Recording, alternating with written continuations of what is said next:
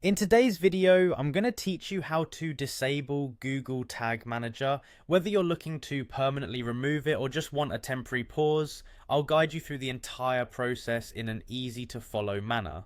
First, let's talk about removing the Tag Manager container from your website entirely.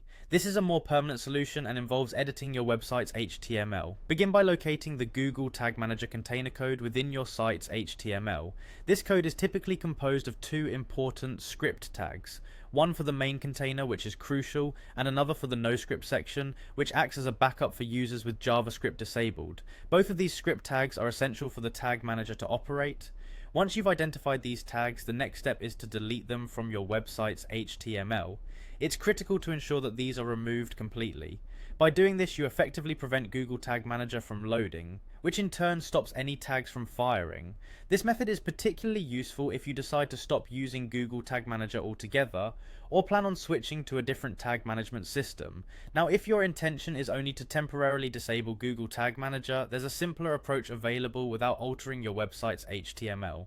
Start by logging into your Google Tag Manager account. Once you're in, open the container that you want to pause. Within this container, you'll notice several tags that may be set up to run on your website. The next step involves clicking on each tag you want to pause.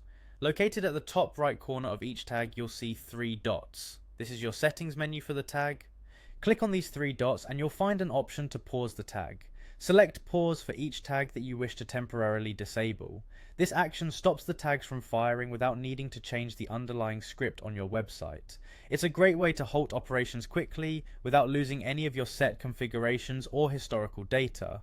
Once you've paused the relevant tags, don't forget to submit and publish these changes to make them live. By publishing, you ensure that the Tag Manager knows to cease the functions of these tags.